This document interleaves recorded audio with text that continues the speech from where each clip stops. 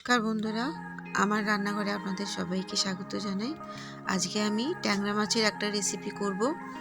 তো এর জন্য আমি 500 গ্রাম ট্যাংরা মাছ নিয়ে নিয়েছি। ট্যাংরা মাছটা ভালো করে ধুয়ে রেখেছি, ধুয়ে পরিষ্কার করে কেটে রেখেছি।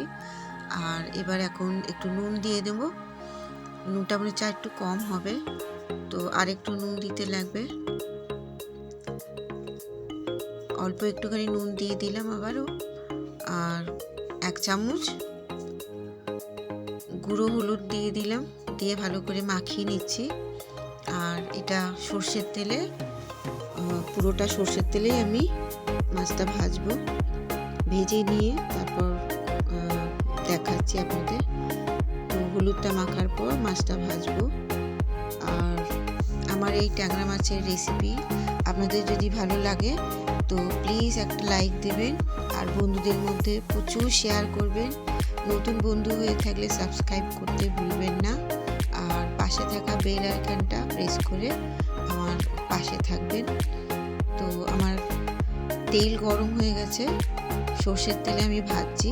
এক এক করে মাছ দিয়ে দিচ্ছি, এই যে এইভাবে ভালো করে ভেজে, অল্প করে ভেজে নিয়ে তারপর ওই পিঠটা ভাজবো।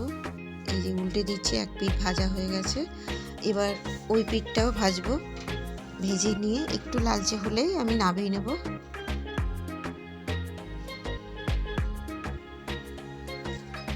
আমার ওই পিঠটাও ভাজা হয়ে গেছে।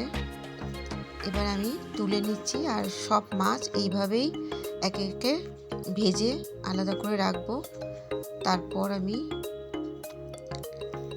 ওই তেলেই আমি মাছ ভাজার তেলেতেই আমার সব মাছ ভাজা হয়ে গেছে, আর যা তেল ছিল আমার হয়ে যাবে।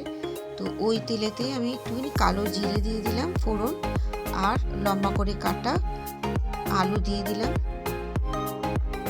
দিয়ে একটুখানি হালকা হালকা করে ভাজবো।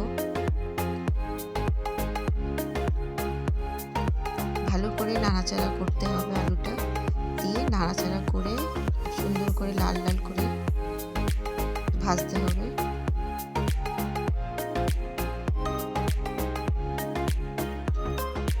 এই যতক্ষণ আমার আলু ভাজা হচ্ছে আমি একটা মশলা করছি। একটা বাটিতে একটু জিরে গুঁড়ো আর অল্প হলুদ গুঁড়ো দিয়ে জল ঢেলে দিলাম। তাতে কি হয়, এই গুঁড়ো মশলার গুণাগুণটা অনেক বেড়ে যায়, স্বাদ বেড়ে যায়। তো একটুখানি 5 মিনিট ভিজুক ওটা। আর সেই ফাঁকে আমি মাঝারি সাইজের একটা বড় পেঁয়াজ, সেটা কুচিয়ে আলুর মধ্যে দিয়ে দিলাম। আলুটা অনেকটাই ভাজা হয়ে এসছে। এবার অল্প একটুখানি নুনটা দিয়ে দিচ্ছি।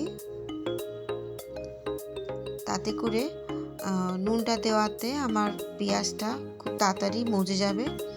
আর এই ফাঁকে আমি একটুখানি ঢাকা দিয়ে দিলাম, পেঁয়াজটা আরও তাড়াতাড়ি আমার নরম হয়ে যাবে। তো দেখুন আমার পেঁয়াজ আর আলু পুরো ভাজা হয়ে গেছে।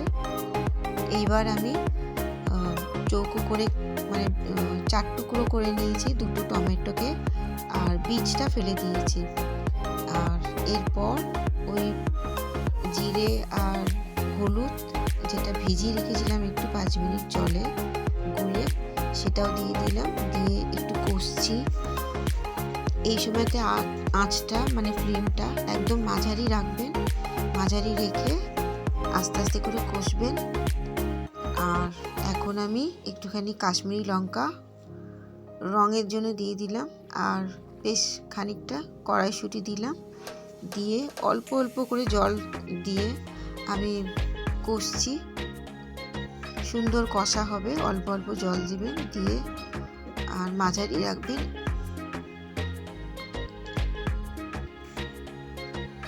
এইভাবে অল্প অল্প করে জল দিয়ে দিয়ে আমি 2-3 মিনিট ধরে কষেছি।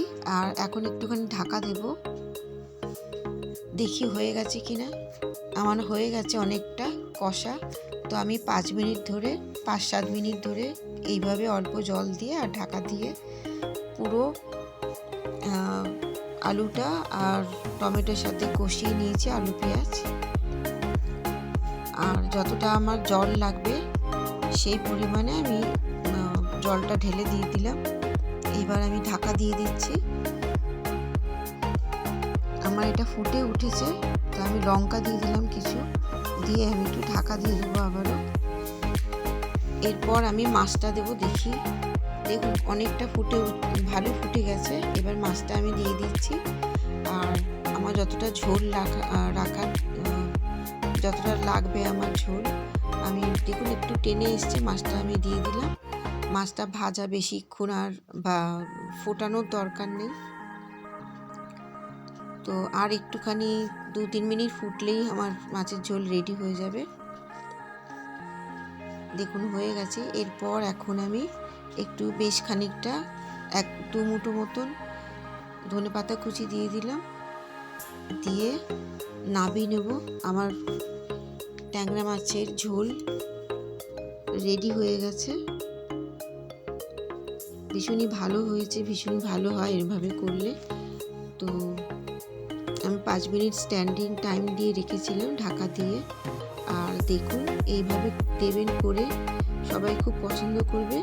আর আপনাদের ভালো লাগলে অবশ্যই নতুন বন্ধু হয়ে থাকলে সাবস্ক্রাইব করবেন আর প্রচুর শেয়ার করবেন বন্ধুদের।